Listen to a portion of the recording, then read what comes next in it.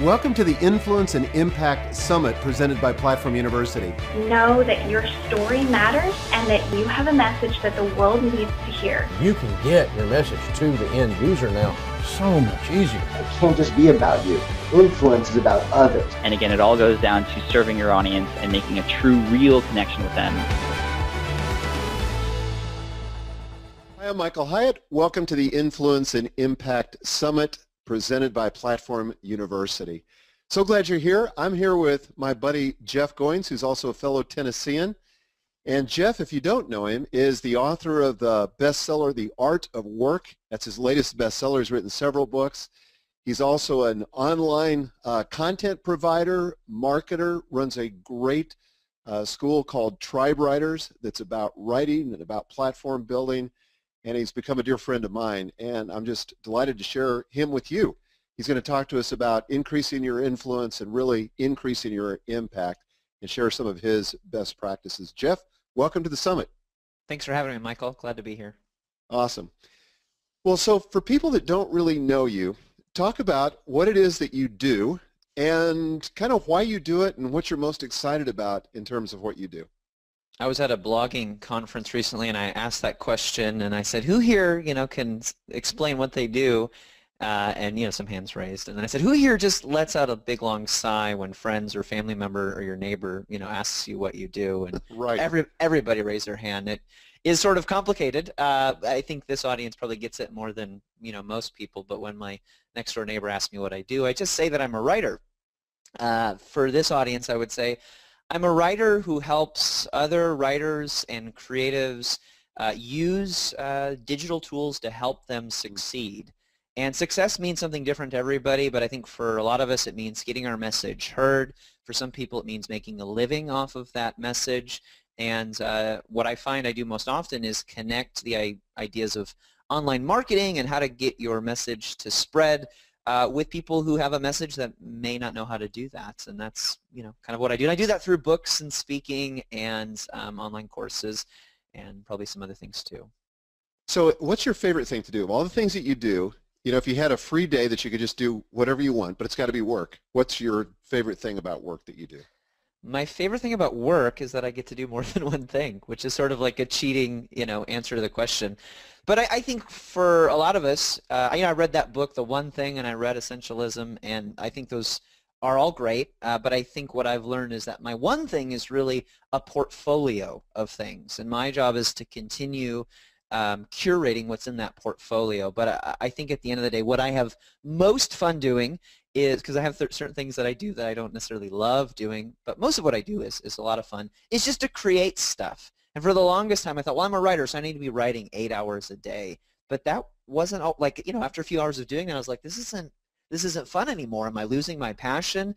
No, I don't think so. I just think that I like kind of dabbling in a few different things. But most of the time I'm creating something. I'm creating online courses. I'm creating, a marketing plan or a blog post or an email. But when I'm creating, I feel like I'm kind of at my best. That's a great answer, because I think I'm kind of the same way. I like the variety of it all. So yeah, but I think underlying all of it is I like to make stuff. Yeah, I like that. Yeah. Okay, so your website at goinswriter.com has had over 4 million visitors. That's a lot. Yeah. I mean, that's like the population of several cities put together, right? Or one really big city. But you didn't start out there. You didn't just wake up one morning and you had this huge audience. Take us back to the very beginning when you began to build your platform and you began to think about having more influence and more impact. What did that look like? It's hard to say when it started because there were a lot of false starts. I mean, I think I had 7 years of sitting on the couch, reading your blog, watching people succeed and going, oh, I think I could do that. And I would start a blog, I'd take a shower, I'd get an idea, I'd start a blog. And then 3 months later, I'd abandon it because it hadn't succeeded as quickly as I'd wanted it to. And after 7 years of doing that, I was so frustrated with myself, with trying and failing and flaking out, that I decided I'm gonna give this a real go. And I was about 27 years old, so I was still young enough to go, okay, I've got my life ahead of me. But frankly, I was old enough to know that if I don't make some changes, I know I could sort of go on autopilot, and 10 years later, I'm going to be facing what I feared might be the beginning of like a midlife crisis or something. And I really anticipated that because my life was good, my job was good, but nothing was great. And that made me really uncomfortable. And incidentally, I think that this is the most dangerous place to be with your life, is not where you hate your job or you hate your life. Because if you hate things, you know it's time for a change. But if things are kind of okay, you can stay stuck there for a long time. And I recognized that. And so I had an itch. I didn't know how to scratch it. And so I started trying to find ways to scratch it. And one of the ways was to go to events, sign up for courses and different things online and also in person. And at one of those things, I ran into this guy named Paul, who asked me what my dream was. And I said I didn't know what my dream was. And he said, really? Because I would have thought that your dream was to be a writer. And I said, okay, yeah, I guess, I'd like to be a writer someday. And he said, Jeff, you don't have to want to be a writer. You are a writer. You just need to write. And that's where it began for me. The next day I got up at 5 a.m. and I started writing, and I did that for a whole year. And that was the conversation. It was, it was a bunch of different things, but I think that was the conversation that became, the straw that broke the camel's back. And a year later, I had a book contract. I was on my way to becoming a full-time writer, and it all began with that conversation. Wow, one conversation. Yeah. That's amazing. So what did it feel like when a couple of years later you were able to, and I know you were very gracious about this, but basically tell the man, take a hike, and go full-time? Yeah, well, I worked for a nonprofit, and I really did like my job, and so it was this interesting conversation with my boss where I said, hey, look, like, I'm making enough money, and my wife and family support this. This feels right. I'm excited about it. Like all of the boxes that you have to check. Usually, like one of three things are checked. Like there's money, there's passion, and then there's like the support of your community. Like usually, I feel like when you're chasing a dream, you have like one of those things. There's no money, but you're really excited about it, and your family's kind of iffy about it.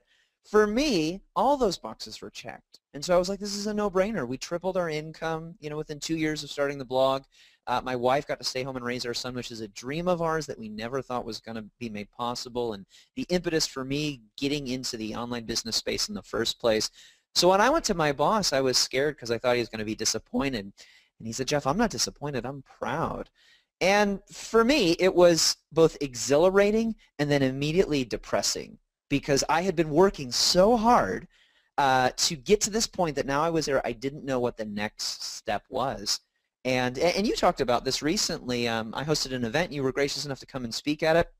And you said that if your dream is so small that it doesn't need a team, then you're dreaming too small. Your dream isn't big enough. And that was me. That was my dream, was just, I just want to work for myself, and I don't want to have to worry about having money in the bank and taking care of my family.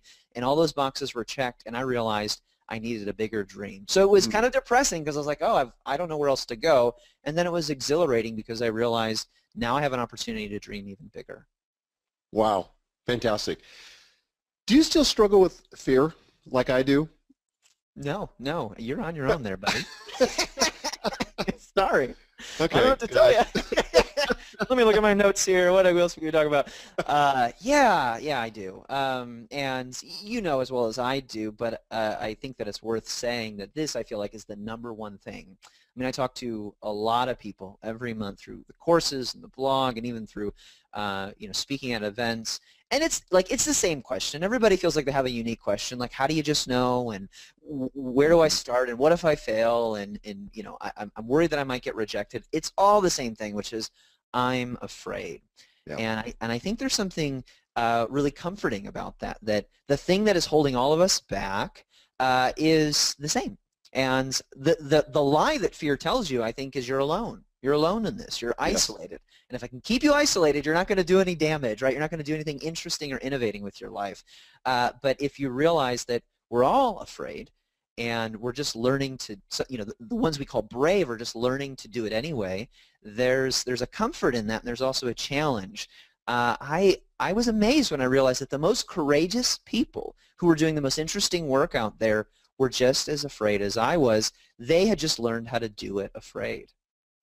Okay, so let me ask you this, because I totally agree with you. Every time I go speak and I I talk to people about this. I ask how many people are afraid, and a few hands go up, and I say, come on, and so then every hand goes up. Right. But what's your favorite hack for dealing with fear? Like, you're going to get on the stage, you're going to speak. You just did this amazing event here in Nashville, and that had to be scary because you kind of went out on a limb, put yourself out there. You didn't know if anybody's going to come, you're going to sell any tickets. Yeah. And when I was there, the room was full. It felt fantastic. Yeah. But that had to be scary. So what's your favorite hack for dealing with fear? Well, my favorite hack is to go see a therapist because that has been amazing for me. So right before we did this event, I go to my therapist and I go, I'm stressed. Like, I'm worried that all of my, amazing friends who I've beguiled into coming to speak at this event are going to think that it sucks. They're going to think it's bad, and they're going to disown me, and Mike's not going to invite me on any more of these fancy webinars, and I'm going to be on my own because I'm not legit anymore. Or all these people that, came for an amazing show, it's all going to go wrong, and they're going to disown me. And I said, I'm stressed. And I said, what is stress? Because my counselor has this, like, sheet of emotions. And he's like, what are you feeling? And I can't, like, choose fake emotions, like, I'm stressed or I'm frustrated. I say, I'm frustrated with my wife. He goes, you're angry. Yeah. No, I don't want to be angry. I just want to be a little bit frustrated. They're fake emotions. Well, stress is one of those fake emotions. I go, what is stress? It's not on here. He goes, stress is fear. Wow. And I was like, oh, I'm afraid. Interesting. My hack for fear, I think, is to acknowledge the good fear that pushes out the bad fear. I learned this from my friend Jody Nolan, whom I write about in my book, The Art of Work. I just kind of bumped into her. Jody was this person who said she found her calling at 58 years old. And her calling was to start this organization called Leave Nothing Unsaid. And she helps people, whether they're on their deathbeds or just thinking about their legacy, basically write letters to their loved ones so that when they're gone, they have these words of affirmation telling them how much they love them. And so what happens to Jody is a bunch of things happen to her. Her friend dies of cancer. Her husband dies of cancer. And she just gets to this point where she realizes that I have to do this thing. I have to help people write these letters so that when they're gone, their family will know that they love them and what they think about them, because people struggle to communicate, what they feel about their loved ones. And she was afraid of failure. And eventually she just did it. And I said, Jody, what made you do it? Did you eventually get brave? And she goes, no, I didn't get brave. I was still really afraid. And she said, the moment that I knew I was supposed to do this when it wasn't that I was afraid of failing, because it was that I was more afraid of not trying. Wow. And so I don't know if it's a hack, but for me, when I'm getting ready to go on stage or, potentially bomb in front of 150 people who paid to come to this event in Nashville recently, I'm going, what am I more afraid of? This failing and probably being able to recover from it. Like, eventually I could bribe Mike into having me come back on a webinar. So, like, I'd send him just a bunch of chocolate. Absolutely. So I can recover from this, I think. But if I don't do this, like, for me personally, same thing that happened when I was 27, I was going, if in 10 years from now, like, I'm this failed, washed-up writer who tried and I failed and I go back to, working at Starbucks or something, will I feel bad about that? I mean, part of me will, but I'll feel worse about it if I stay stuck in that job wondering about it for the next 10 years. So that's my way of dealing with it. That's a fantastic hack. I love that. I think that's going to give a lot of value to the people that are listening to this. So not only are you a writer, and a darn good one, but you help writers. Yeah. So your blog is kind of dedicated to that, and Tribe Writers, your course is dedicated to that. We talked about fear, but what are another couple common challenges that come up, and how do you answer those challenges that people ask? I think there are two things that I hear pretty consistently. One is, how do you just know? Like, how do you know when it's time to start your blog, or what kind of blog, or how do you know if you're supposed to do traditional publishing or self-publishing? Everybody's looking for clarity. So that's the first question. And then the second question is, what do I do if I'm afraid to fail? Fear of failure, fear of rejection, those are typical things. So the first question, how do you just know? Well, I hope I'm the first and maybe only person who's going to bring up a Mother Teresa anecdote. But a journalist once visited Mother Teresa, and he said, Mother Teresa, you've always had clarity. I've got some decisions that I need to make. Can you just pray that I have clarity? And she goes, no, I'm not going to do that. He goes, come on, you're Mother Teresa, pray for me. Give me the clarity prayer. And she goes, no, I can't do that because I've never had clarity. I have only ever had trust. And so I will pray that you have trust. And I think we have this myth that people who have it together, they're doing big things in the world, they're successful, they're influential. Like there was this moment where they realized, this is what I'm supposed to do with my life. Or this moment, like, I tell the story of my, becoming a writer and then spending a year writing this blog and then getting this book deal. Well, that moment where my friend said, you are a writer, was a conversation, but it was one of 10 conversations that continued to happen. And I still didn't just know. I had to take the next step in the process. I think that clarity comes with action. We all want to wait for clarity to happen and then we'll act, but really we act our way into clarity. And so we just have to do the next right thing. That's something I've heard you say many times, Michael, and I think it's absolutely true. So clarity comes with action, so just start doing stuff is typically what I tell people. The failure thing is what if you actually do fail? Like don't do this thing that I feel like a lot of positive people do and go, oh, you're not going to fail, it's going to be okay. I'm cynical. Do the worst case scenario. If you don't die, then it's probably worth attempting. Like some fear is right. Good. Some fear is good. Like if you stick your head in a lion's mouth, he might eat you. So maybe don't do that. Like I want my son to be afraid. I don't know why you'd be sticking your head in a lion's mouth, but hey, like if you're doing that, you're living big. Good for you.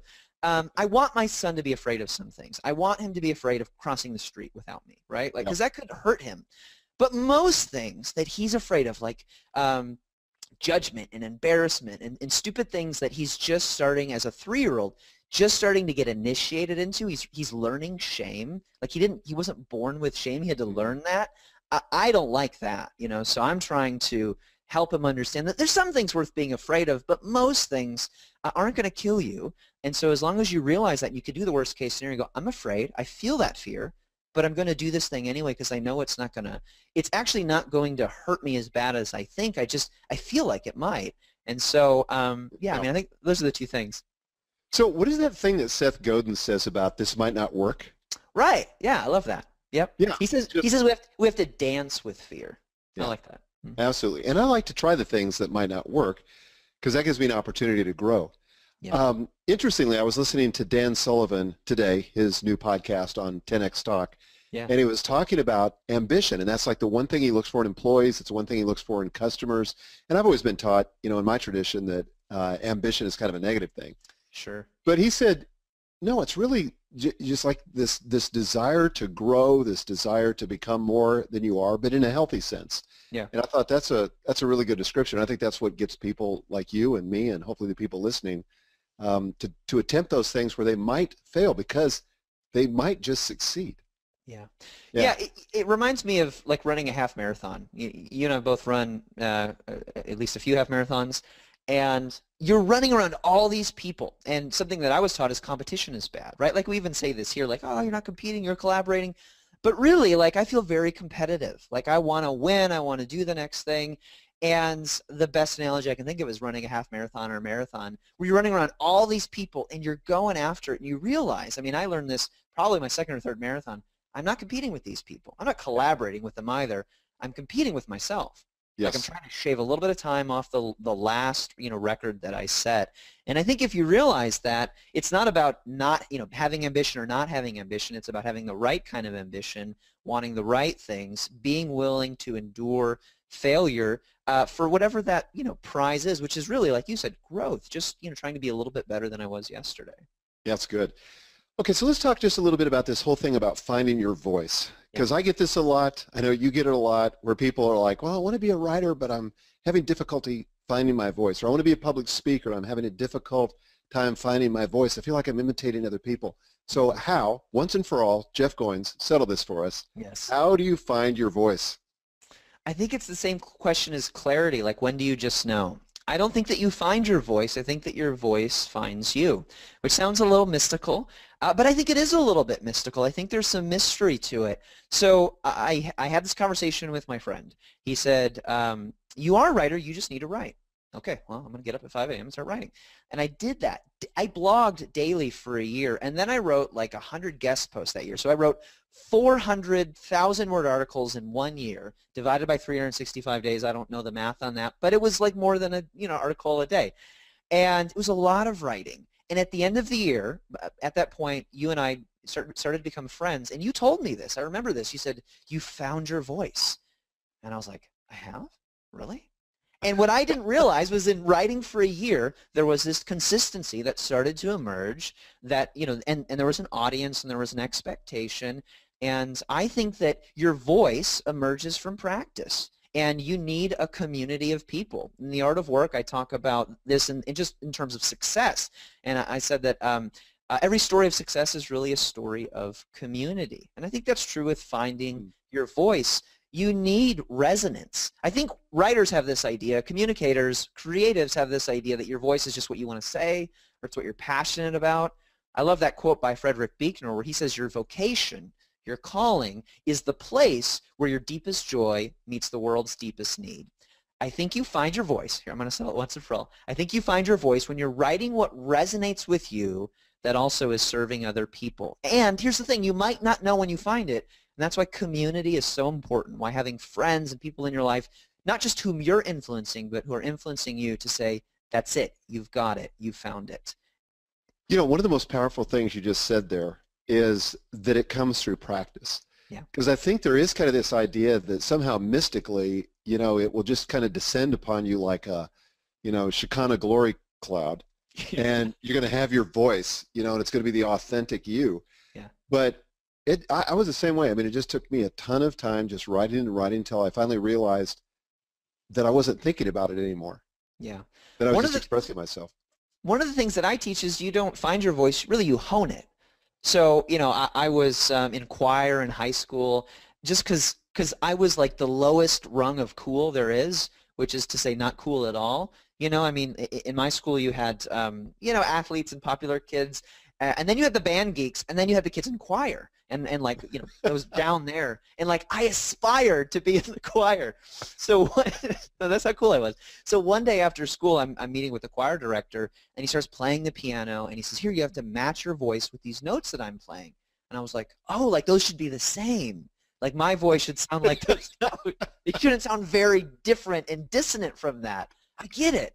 And what I realized was that I could sing, not amazingly well, but he helped me realize in just a couple of lessons, you can sing, and here's how you do it. And for the rest of my life since then, as a musician, I've been honing that, which is to say I've been practicing, trying to get better and better.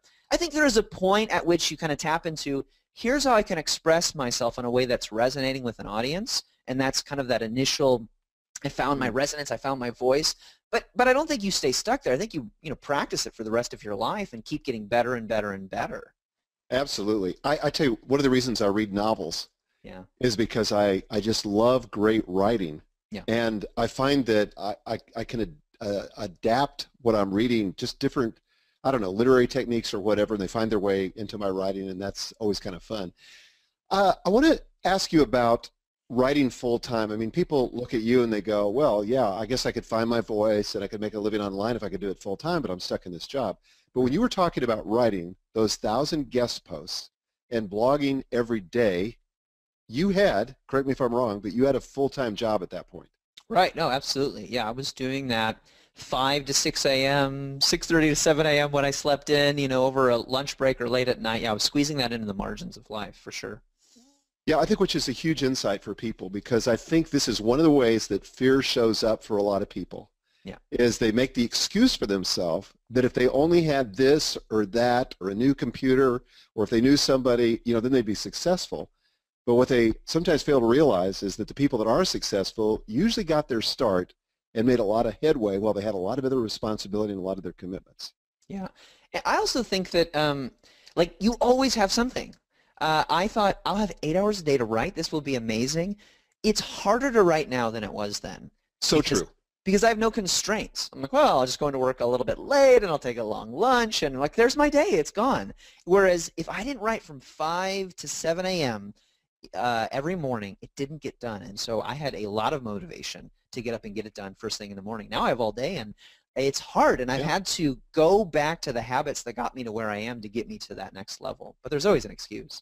Yeah, I'm thinking actually about taking a job, full-time job, just so I can be more productive again. Yeah, I keep trying to hire a boss to tell me, do your job, because, to quote Seth Godin again, he said, the world's worst boss is you, and he's absolutely right. So true. You mentioned guest posting, and I know that was a huge strategy for you in terms of building your audience. I mean, you built it really fast. You know, you're one of the fastest platform builders I know of. But is guest posting still relevant? And if somebody was thinking about that, first of all, define what it is. But is it still relevant? And what would you advise people who want to use that as a strategy? Yes. So yes, it is still relevant. Guest posting is just publishing articles on other people's platforms, other people's blogs. And I think of this kind of like podcasting. So podcasting was really big several years ago, and then blogging kind of replaced it, and then people got into, I think, email list building. And now, like, the big thing, everybody said last year, this is the year of podcasting. Everybody said this year, this is the year of podcasting. It keeps growing and growing and growing. And I think you're even seeing that iTunes continues to grow exponentially in terms of the amount of podcasts it's hosting every year. I think guest posting is that way. It was that way for me. It got me in front of a lot of people, got me in front of your audience, which helped me, grow very quickly. And lots of other big bloggers, Leo Babauta from Zen Habits, Copy Blogger. It got me in front of a lot of people, and then I kind of neglected it. And now I'm going back full force to guest blogging because what it does is it takes your message and it immediately puts it in front of an audience that's hopefully larger than yours so that you can attract some of that attention back to your platform, capture it through an email list or some sort of permission to stay in touch with those people. And I think it's still, for me, it's the best way to grow your audience. And one kind of pro way that I'm doing that now, trying to think more efficiently, is I'm doing some content syndications where I write an article on my blog and then I wait a week to let it index on Google. And I'm not an SEO expert, but I know a lot of people are doing this, and I've started doing this and seen great results. And then I take a piece of content from my blog and then I republish it, probably a dozen different times in different places, and get that idea to spread a lot farther. Well, do you have to modify that second article at all, or is it the same exact content? It can be the same exact content. I will modify it if the platform warrants it. Again, not an SEO expert. I have a friend who grew his email list, James Clear, grew his email list to 200,000 people in 18 months doing this, almost exclusively. Wow. And he and I had the same conversation where I said, yeah, like, how does that work? And he says, I wait a week. And he and I both say, hey, we're not SEO experts. We talk to people who are. And my understanding of it is this. First of all of the news sites do it. So sure. If the search engines were going to penalize people, you would think that they have people on their staff that would be savvy enough to go, no, we're not going to do this. Second of all, Google is just really, really smart these days, and if you wait and it's clear where the article originated, it's not going to penalize you. I've been doing it for about a year now. I haven't seen any penalty. I've only seen my audience grow in terms of traffic and email list, and it just gets it out there to a fresh audience. I'm seeing great response on LinkedIn, and Medium is huge for me. I've had an article that I wrote 3 weeks ago that did well on my blog. I published it on Medium, got 100,000 visits in just like a weekend. It was amazing. Wow. Yeah. That's pretty exciting. Yeah. So, okay. But that's a form of guest posting. I think people get sort of caught up in like the specific, definition of it. Mm-hmm. Take your stuff and put it in front of somebody else's audience, and that's a good thing. And just do that as much as you possibly can. Very cool. Okay. Well, I want to do a thought experiment. Yes. And you built your platform in record time. I know you're still not done, and you've probably got incredible aspirations for the future. Yeah. But if you could go back, time travel, back to when you were beginning and you were just getting that consistency started, but you know exactly what you know now and you have access to the technology you have now, what would you say to the younger version of you about how to do it faster and better? So what I regret doing, a lot of things, because I'd spent 7 years of failing, so GoingsWriter.com was not my first blog. It was like my 8th blog. I feel like a lot of things that I did pretty well, and I finally listened to a lot of the things that you say on your blog and in your podcast and in Platform University. But one of the things I waited on was I waited to start building an email list. I know you hear this all the time, but I waited 6 months, and I also didn't do it the right way. I was like, hey, sign up for my newsletter. And every week, 4 people would do that. And so 6 months into it, I had 70 people on my newsletter list, and I was getting good traffic. And I was like, what am I doing wrong? So finally, I put together an ebook, and that list of 70 people grew to 1,000 people in a week. And so I wish I would have started that from the beginning. Find something valuable that the audience wants, and basically charge them an email for it. Start building the email list in a smart way from day one. The other thing I would do is I would write regularly. I felt like I did that, but I would, if I had to start over, I would definitely do that again. And not just write regularly, but write just really great content. So I'm actually writing less now, but writing more epic length, long form content where you can go to one place and get all the answers to this question, and that's proving more valuable than writing 5 okay blog posts a week. And then the last thing that I was bad at doing for a long time, and then because I'm sort of an introvert, shy, I just didn't want to put myself out there. When I started networking and just connecting with people, going out to coffee, just being around people that were great or doing great things that I could learn from, at least trying to do that, when I finally did that, that was incredibly beneficial. So those 3 things: write regularly, build an email list, and hang out with people and network with people. Not handing out your business cards, but just saying, hey, can I buy you a cup of coffee, and ask you some questions. Well, honestly, it was because of that we met. Yeah. You took the initiative to take me out to coffee, and here we are. And I was so scared to do that, and I'm still scared to do that, to reach out to people and meet new people, because I don't want to be rejected. Again, it goes back to fear. Right. But, I've been rejected now, and I go, oh, they just said no. Like, that's not that big of a deal. Okay. There's other people. There's more people in the world. So what's the next big thing for you, Jeff, in terms of building your influence, increasing your impact? As you're looking to the future, is there anything you could share with us in terms of what you're working on that maybe this next year we're going to see? Even some hints? Well, one of the things I've never done, so this is not that exciting, but it's important to me, is typically I launch a book and I move on. So The Art of Work came out in March, and I was like, hey, it's big launch, big deal, hit a bunch of bestseller lists. And then in me, because I spent 2 years sort of writing that, thinking about it, I'm done. Like I want to move on. I've got the next idea. Well, I'm not doing that. I'm really disciplining myself to keep spreading this message, because you remember that new Steve Jobs book that came out, Becoming Steve Jobs or whatever? Have you read that book? No. I haven't read that book either. It came out the same week that my book came out.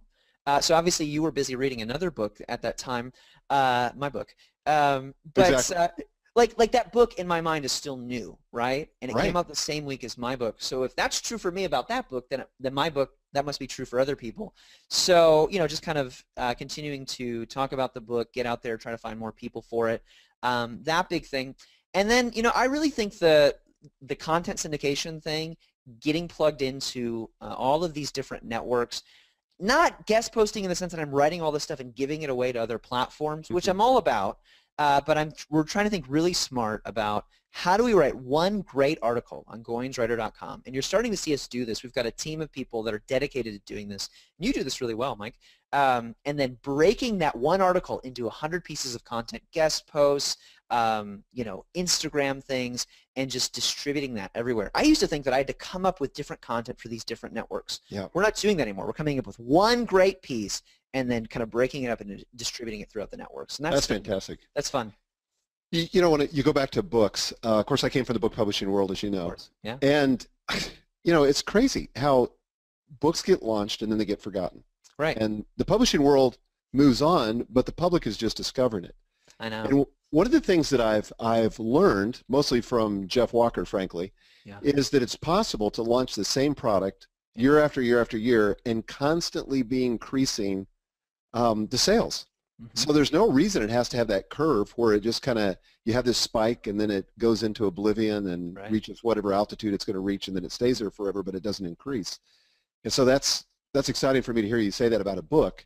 Yeah. Because I've got a book coming out next year and I want to do the same thing. I just want to continue to launch and relaunch it. Yep. So. Yeah, and great books do that. That 5 Love Languages. That book sells, I don't know, it's been selling for 15, 20 years. It sells more copies every year than it did the previous year. It's incredible. And it's still on the New York Times list. So. Oh, yeah. Right. Well, Jeff, thanks for coming on the summit. You've been incredibly generous with your time and with your advice. Super, super helpful. I've got some things that I'm going to apply. And for those of you watching this, I want to encourage you to connect with Jeff at goinswriter.com, G-O-I-N-S, writer.com. And there's probably somebody that you're thinking of right now that could really benefit from this interview, that could apply it to their lives. It's right where they're at right now. And I just want to encourage you to hit one of the share buttons and share it with your networks. Send the link to somebody that could sign up for the summit and catch it while it's still available. And Jeff, again, thanks for joining us. It's an honor to be your friend, and I really appreciate you checking in with us. Welcome to the Influence and Impact Summit presented by Platform University. Know that your story matters and that you have a message that the world needs to hear. You can get your message to the end user now so much easier. It can't just be about you. Influence is about others. And again, it all goes down to serving your audience and making a true, real connection with them.